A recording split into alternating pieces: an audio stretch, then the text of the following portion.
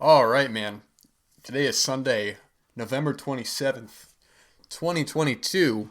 This is episode 35 of the Cozy Corner of Cinema, being recorded at 11:57 a.m. Man, it's been a hell of a morning so far trying to get this episode recorded, I tell ya. The microphone's been acting up, so I got to keep an eye on that, make sure the levels are good. Tried recording it before, too much background noise. Got lost in my own thoughts, started rambling off about some nonsense, and just had to scrap the whole thing, man. It's been a trip, but hopefully this is the one. And if you're listening to this right now, then it was the one. What a weekend it's been, man. The past week has been productive as hell. These are the weeks that you really live for, you know? That when it comes Saturday night or Sunday night, whenever you're going back to work the next day, and you look back and you think, yeah, man, this was productive, man. This was exactly what needed to be done. A lot's been happening, man. The writing's been going fantastic. I'm knee deep in two projects right now, and man, just going back and forth between them, polishing them, just man, reading it back. It's just like that's what it's all about, man. Putting in the work, saying you're gonna do something, and then actually doing it. It's crazy as hell, man. I mean, people say they're gonna do something, and they say they're gonna do something, and then they say they're gonna do something, and next thing you know, they never did it. Wasted their whole lives doing what? Nothing, man. Talking about nothing. Nothing intellectual. Nothing fulfilling. Talking about, hey, you see the game? Yeah, I did. That's great, man. Yeah, toot your own. That ain't me though. Plenty of reading's been done, man, as well. Been in this book on French cinema that's been very interesting as well. It's a very academic book, is how it reads, from '85, and the author's name I'm blanking on right now. I happened to have found it at a used bookstore a little while ago. So it's been interesting as well. A lot of names, a lot of name drops, a lot of films in there, a lot of shorts. It's quite something, man. I was trying to find a good book, about the French New Wave, because I found myself at a certain point realizing I had seen a lot of French New Wave films, man. Pretty much 90% of the big ones. A lot of ones that I don't know if exactly are considered French New Wave, but at a certain point I just realized that I had a pretty decent knowledge of it, even if I am not the best at remembering certain names, characters, who's involved with what, but I was trying to find a book on that, and I came across that French book, and I thought, you know what, man, this is gonna be good. This is gonna be good. I like reading books for that came up before the internet and all that, because now it's probably have more of a luxury. Any information you want is at the tip of your fingers. All you gotta do is type it out, and back then, man, I can only imagine just the hell it must have been through. And I guess there's a risk there as well, because how many books get published with wrong information and or false information, or there's been updates since, like say a book saying that, oh, this film was lost, it was never recovered, or this version of this film has only been screened and has not been released since. And then here we are. Then you get the full film. You get the version of the film that was previously unavailable, or any sort of footage that wasn't available or known before, man. Crazier things have happened, man. The amount of films that get found, the amount of things that get discovered, man, it's crazy as hell, man. I mean, geez Louise, just in the past 5, 10 years alone, I mean, I'm sure you can probably find a master list of just all these films. I mean, films that we regard as classics now, like Metropolis or The Passion of Joan of Arc, or, were technically lost films at one point, man. It's wild. Even with the 2018 video, talking about The Other Side of the Wind, while that wasn't a lost film, it was an uncompleted film, and thanks to the work of many scholars, many artists, they put their powers together to recreate the best they could the idea of one artist. Of many artists, actually. I shouldn't say one artist, because any kind of film, man, it ain't one person, unless you're doing everything, unless you're acting, unless playing all the characters, unless you are directing it and writing it and editing it, unless you're doing every single thing, man. Film is a collaboration, man. It takes many hands to make many great films, many of which are worth your time and many of which aren't. But that's the risk that comes involved with any kind of art form, man. People say, I wasted my time watching that film, man. Well, no, man, you didn't waste your time. You took a calculated risk. You took a conscious risk. And you said, I'm going to risk my hour and a half, 2 hours on this film that may or may not be good. And I will get rewarded for it or I won't. Films that you go see that you have no interest in is a risk right there. All right, well, you don't have any interest in a film, but you're risking your time. You're risking daylight, nightlight out of your life to get these films in your head, man. So that idea of you wasting your time listening to an album or, watching a film, man, it doesn't make any sense to me. That's how you find out what kind of art you like, man. By risking it. Hell, you go through risks every day, man. You risk anything. Risk going out your front door, man. Stepping in your car. Anything can happen, man. You're gonna sit inside the rest of your life? Do nothing? Not accomplish anything with your life? Hey, reach their own, man. You do that, you have fun. I hope you have fun. I hope at the end of your life you feel accomplished. But I know sitting around doing nothing ain't for me, man. Sorry. Man, I tell you. Hope you guys have been buying some good stuff this past Black Friday. Been a lot of good stuff getting released, man. It's Black Friday is always tricky, man, because it's a time of the year where you got to be conscious about your financials. It's good to be conscious, anyways. Cautious. What did I say? Yeah, you know what I mean. It's good to spend the money, spend your hard-earned money on your loved ones and your acquaintances, but it's good to buy for yourself as well, man. I think good balance is good, man. So, you buy some titles there, buy some gifts here, friends, families, acquaintances, loved ones, and it all works out, man. Gotta get that Christmas shopping done too, man. So, can't be spending all your money on films, man, as much as you'd like to. Only bought maybe a handful of titles there. Mostly just a lot of titles to catch up on from Saturn's core. I bought a couple titles there. I bought... because I have most of their releases except for a couple. The newer ones I don't have. I don't have Dead North or The Good Book or the last two they put out. I think The Good Book was the last one they put out. There's actually, I can go ahead and look right now instead of trying to guess. I'm just trying to keep an eye on the microphone as well. I don't want to record this and then find out that the audio was messing up on me, which is what it did earlier. But the last couple that they put out, The Good Book, The Pact, 16 Tongues, and Dead North. I don't got those ones. But I did buy two of their earlier titles. I bought Psycho Sisters and Duck the Carbine High Massacre. And I have most of the other titles, man. I think besides those four... Let's see, let's go through. I got Mail Order Murder. Psycho Sisters I don't have, but I bought. Duck the Carbine High Massacre I bought. Shattered Dead I have. Sorority Slaughter I don't have. Savage Harvest I don't have. Sinister I have. Red Spirit Lake / We Await I have. Backwards Marcy I have. Burglar from Hell I have. No Resistance I have. Talked about that last week. Red Lips I have.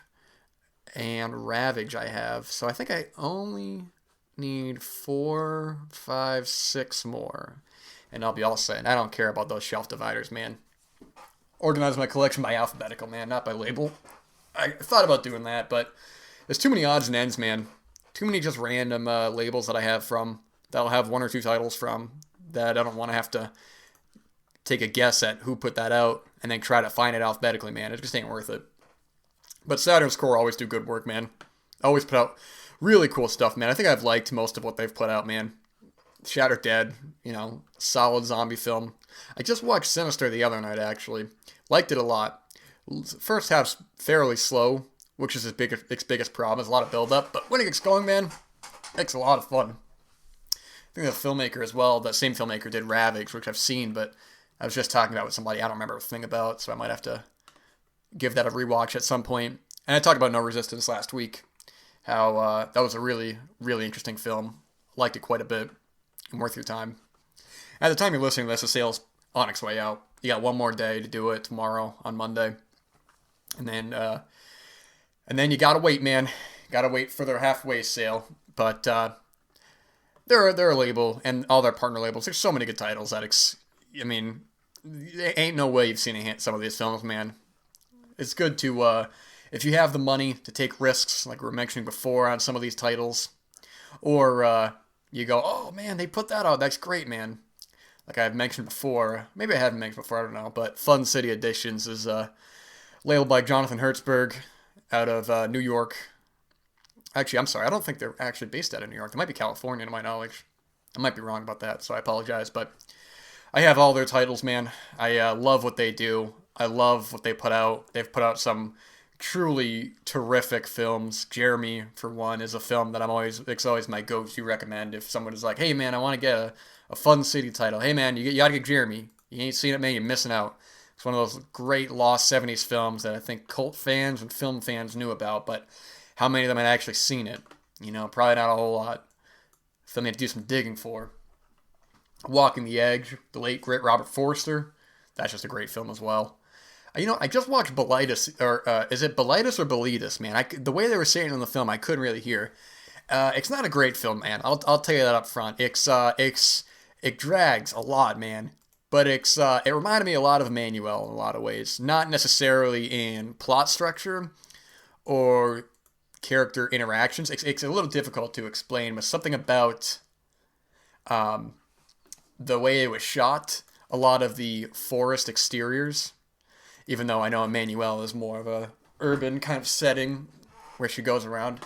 I think something about these 70s films on sexuality that make it so interesting.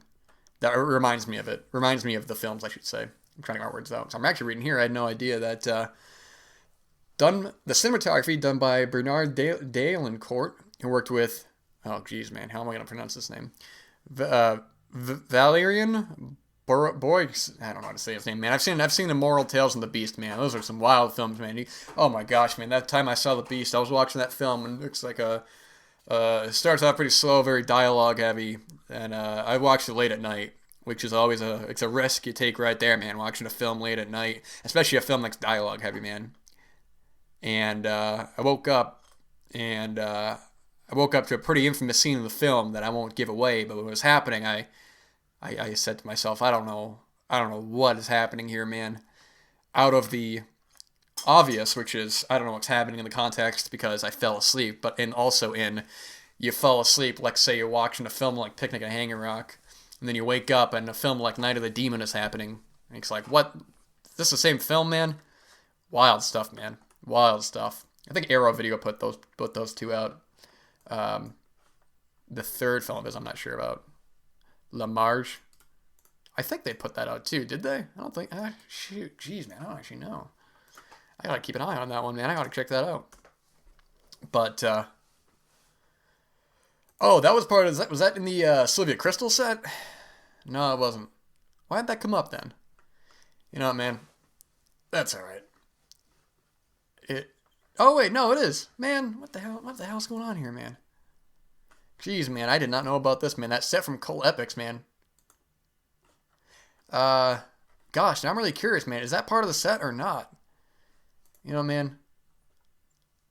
It doesn't matter. I don't think it. No, it's not. What the hell am I talking about? Maybe it is, man. I don't know. This is not the time to be finding this out. I should be talking about something else, man. But with that said, Fun City always puts out great releases as well. Cutter's Way they just put out a little while ago, man. You guys ever see that film? Now that's a true gem right there, man. That's a great film. Jeff Bridges, John Hurd, directed by Ivan Passer. That was one that was a Twilight Time title for a while. And I think has a overseas release as well with the same artwork. Oh, geez, man. I said, okay, that slipcover sold out. Standard edition only got 16 copies left. Holy moly, man. You guys gotta get on that, man. You don't want to be missing out on this film. You kidding me? Same with Natural Enemies, man, with Hal Holbrook. What a wild film, man. I got this Blu-ray as well. And, well, yeah, that's right, man. Louise Fletcher's in the film. Jeez, Louise. Oh, only 89 copies this as well, man. You guys got to get on these titles, man. You don't have them. You've been missing out. You've been missing out some good films, man. Waiting around saying, I'll buy it one day. Yeah, that day's today, man. Don't wait. I saw this pretty low quality VHS copy on YouTube a long time ago. I liked it a lot. But there were some points in this film, man, I could not see what was going on. I was like, what am I looking at, man? And I got this Blu-ray, Got it day one. Haven't rewatched it yet. Same thing with, you know what, man? You know what just got a Blu-ray a couple months ago that I could not see a thing was going on, man? You guys ever see The Appointment with Edward Woodward from, gosh, what year is that, man? I gotta check that out. That was a BFI title. Oh my gosh, man. You try to watch that film, man, on a low quality copy. You're gonna be staring at your reflection 90% of the film, man. It's an exaggeration, of course. There's long stretches in the film, man. It is totally dark. The Appointment, man. You guys got to keep an eye out on this film. This is a solid film, man. TV film directed by Lindsay Vickers. And I'm not familiar with their other work. I worked on some other films here. Assistant editor on films like Scars of Dracula, Horror of Frankenstein, Vampire Lovers, Taste of Blood of Dracula. I've seen all those, man. Vampire Circus, man. No shit. Wow. Haven't seen that one. Well, she's been involved with a lot, man. But you don't want to be missing out on that. I would love to see a Fun City put that film out. Now, that would be a hell of a release, man. That's a very, very dreamlike film in terms of straight from the opening, man. The opening, it's, if you don't know what's going to happen, you watch it and you just, it's this great long shot. Or this great open shot, I should say. And you're just waiting for something, man. You're like, what is going to happen here, man? What is going on? And then it happens, and it totally takes you off guard, man. It's like deeply unsettling, but in a great way. Would love to get a new Blu-ray of that film. I need to import that, actually, because that's a pretty, that's been out for a couple months. That was supposed to come out along with Targets, and that got canceled. You guys think Targets ever going to come out on Blu-ray? Yeah, we'll see, man. R.I.P. Peter Bogdanovich, man. I tell you, reading that Howard Hawks book, how much Hawks helped in the resurgence of, how much Bogdanovich helped in Hawks' kind of resurgence and reappraisal in his later years is pretty wild, man. Peter Bogdanovich is somebody who a lot of times you see, you read film books or you see interviews and, and how much Bogdanovich was involved, man. It's interesting as well the way he's portrayed in Easy Riders, Raging Bulls, kind of as a lot of filmmakers kind of looked down on him. He was this young kid who was kind of just doing his own thing and making these films and had kind of a cocky arrogance to him. You got to take that for what it's worth, man. It's an older book, so a lot of accounts, you got to kind of take with a grain of salt. But Peter Bogdanovich, man, is truly just one of the great filmmakers one of the great American filmmakers right there, man, of the 20th century. Just so many great films under his belt, man. And I mean, the Hawks love is obvious, man. I mean, most directly with What's Up, Doc being, just a straight riff on bringing a baby, and they acknowledge that in the book. And Hawks was aware of that as well, but. What was it? Was it Red River or Rio Bravo that they were watching in the last picture show? You know what? I think God, I don't remember. And then in Targets, I think The Criminal Code is on TV at one point. Very interesting as well, man.